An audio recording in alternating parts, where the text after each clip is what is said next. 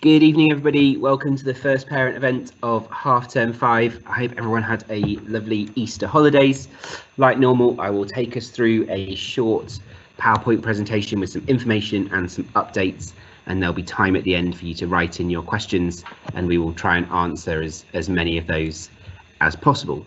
Let me put some slides up on the screen with our agenda so you can see what I plan to talk about. There we go, there's the slides. The first thing we're going to talk about, we go right back to the start of the agenda, are some key dates, and then you can see there a list of other topics for discussion. It's been great having the children back to school today. It's been a busy, sunny day. Children done a very, very good job getting started learning. I visited lots of them in class today. They're working very, very hard. So, first things first, key dates. I shared these in my parent letter that went out, I think, on Monday this week. So obviously the children came back on the 20th. In a couple of weeks' time, so not next Monday, the Monday after, school will be closed for the National Bank holiday. There's an ARC teacher training day on Monday the 24th of May. And then the half-term holiday will begin on Friday the 28th of May. That'll be the start of another 1-week holiday. What I shared with the pupils today, which I'll share with parents as well, is this calendar, which hopefully helps kind of visualize what the term will look like. So today, here we are, we're up here on the 21st of April. You can see we've got 1, 2, 3, 4, 5, 6 weeks of school this half term. You can see there's the bank holiday, the day we'll miss on the 3rd of May. There's the training day in that final 6th week, where the school will be closed, and this week then being the half term holiday. So it's a very short half term, just 6 weeks. This week, obviously, a kind of half week, a couple of other days missing. So we've got lots to pack into a very small amount of time. The next thing on my agenda is to think about centre assessed grades. So this is thinking about our children who are in year 11 and year 13 and how they're going to be awarded GCSE, A-level and BTEC results. Those pupils will be completing 2 types of assessment this half term: classroom-based assessments in their classrooms with their teachers, and exam style assessments in the sports hall. In terms of when those will be happening, if we go back to the calendar, I've tried to show that here using some colours. So you can see through the first 1, 2, 3, 4, 5 and a bit weeks of the half term, pupils will be doing classroom-based assessments with their teachers, and at the very end of the half term, we're going to be moving into exam style assessments before the half term holiday. So most of the half term, we'll be doing tests in class with our teachers in some of our lessons, and then more formal exams in the last couple of weeks. Some updates since we've last spoken about it. So all pupils and all parents had the published information booklets that had everything you need to know about revising and the topics that are coming up on the assessments. Please do look at those if you haven't done so already. If you're not sure how to access them, then please do get in touch. Today and over the next couple of days, pupils will be writing all the dates of their assessments into their planners. So if you want to pick up their planner and have a look through, you'll be able to see when the assessments are taking place. Crucially, year 13 will be beginning study leave on Monday the 17th of May. So the pupils then in year 13 from Monday the 17th of May won't come to school unless they're coming to school to do one of their exam style assessments. And then the school year will formally end for year 11 and for year 13 on Friday the 28th of May. They won't be coming back after the half-term holiday. Now, that doesn't mean, though, they can suddenly jet off in our newfound kind of COVID lockdown ending freedom onto big long holidays. We're going to still need to have pupils coming in and out of school in June and July and August. In early June, we might need pupils to come back to sit further assessments. Maybe if they've missed some assessments, the exam boards might ask for some more evidence of particular topics, and we need to be ready for that. Also in June, we're going to meet with children to help them think about those of them that are in year 11, to think about sixth form, their sixth form subjects and the courses they want to study, because it's an exciting opportunity to make lots of those decisions before the summer holidays begin. And then crucially in August, on the 10th of August for year 13 and the 12th of August for year 11, pupils will need to be in school to collect their results, because we're not going to be able to finalise and communicate and publish results until that day. Final things around centre assessed grades. What I shared with pupils today is some things I wanted them to be mindful about, but I think they're just as true for adults, for parents, and for teachers as well. There's a huge opportunity for children in year 11 and 13 to get very, very good grades. It's a very unique situation they're in compared to other year groups that have gone through the same thing. And because the assessments are going to be broken down into smaller chunks, because we can be really clear about what topics are coming up and how to prepare, we should be really confident about how well children are going to do. It is, though, going to be really busy, both for children. They're going to have lots of tests to get ready for and work to do, but also for their teachers who are going to take on a lot of planning and marking and preparation to support pupils. So it's going to be a team effort, and we all need to work together. But as I've said here, the starting point for us as a school is we want children to be as successful as possible. Moving away from centre assessed grades, for all the other year groups, so years 7, years 8, year 9, years 10 and 12, there'll be end of year exams in half term 6. These exams will take place for years 10 and 12 in the 2nd and 3rd weeks of that half term, and for pupils in years 7, 8 and 9 in the 3rd and 4th weeks. They're going to be really important. They're the first time children will have sat proper exams and assessments for a really, really long time. And we're going to hopefully get some very accurate grades from them that we can share back with parents and use to make good decisions about plans for the year ahead with. For years 10 and 12, they're going to inform the predictions that we make for children when they think about applying for sixth form and colleges and universities and so forth.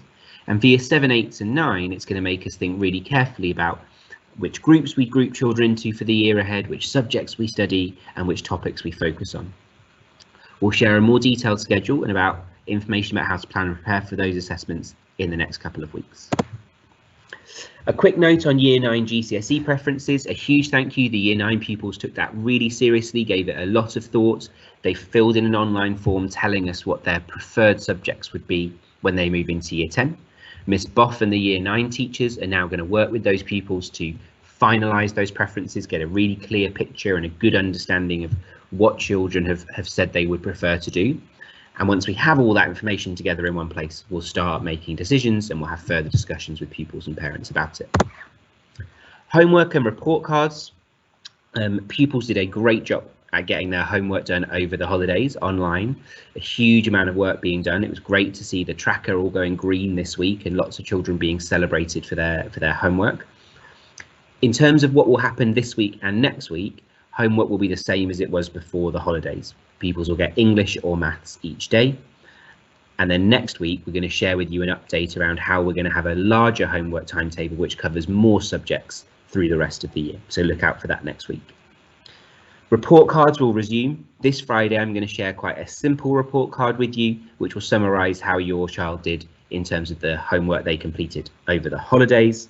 But from next Friday onwards, I hope to provide a slightly more detailed report card summarising attendance, behaviour and homework for each pupil in the school. So look out for those. A note on Ramadan and Eid. So we know that many pupils are choosing to fast and we're supporting them in doing so. Thank you to those parents who told us in advance that their child was planning to fast. It's meant we were able to prepare the right amount of food and make sure we didn't have any waste. I think it's really important that we're clear that whether a child is fasting or not, our expectations of their effort in class, their behaviour and their attendance are just as high as they normally are. The prayer room is now available to pupils in year 10 and above at lunchtimes if they would like to make use of it. Also remember that even if your child is fasting, if they are entitled to free school meals, you can request a packed lunch for them to take home at the end of each day. The best way now to do that would be to email info@arksandalbans.org. Before Eid, which is due in a couple of weeks' time, I will ask parents to indicate if they plan for their child to spend a day away from school celebrating Eid. I know it can be tricky to pin down exactly which day that will be, but it'll be useful for us to be able to plan purposefully for what school will be like for all of the other children, to have at least a rough idea of which children we should expect in school. I want to make sure we don't get complacent about COVID. It's great that the sun's out. It's great that we can see more of our friends and socialise more outdoors in our personal lives, but I don't want that to make us think that COVID's just not a problem anymore. One person getting COVID is still a really serious situation. It means classes have to be sent home. It means that children who live with elderly relatives are putting them at risk. We've got to keep everybody safe. So face coverings are still expected to be worn in corridors and classrooms, Please, parents, do make sure your child has a face covering to bring to school with them each day. We don't want as a school to continually be giving them out each day. Please continue to use the test at home kits as you receive before the holidays.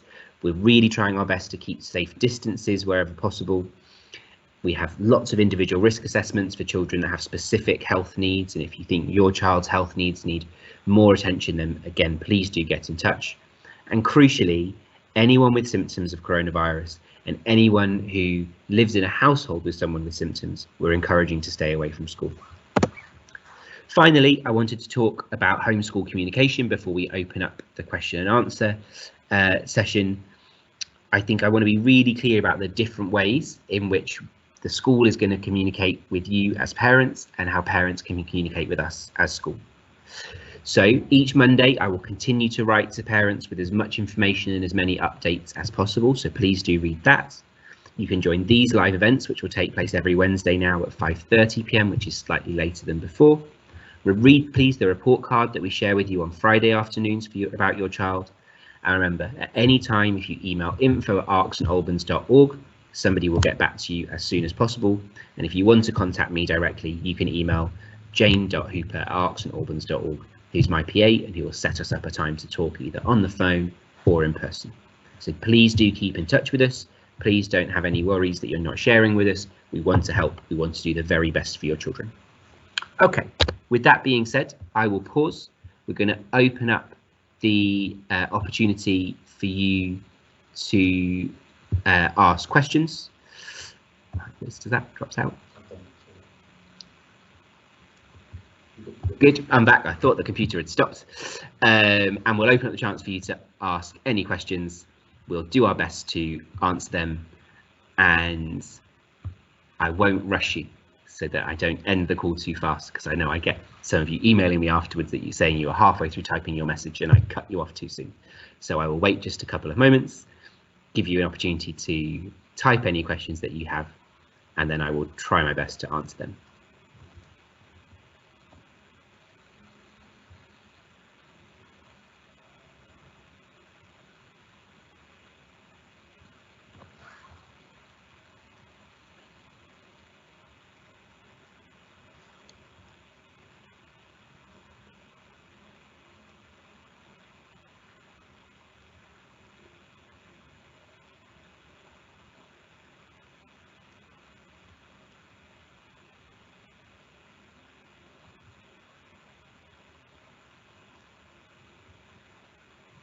Okay, I'm going to give you a 30-second window before I say that there's no questions and we're going to close.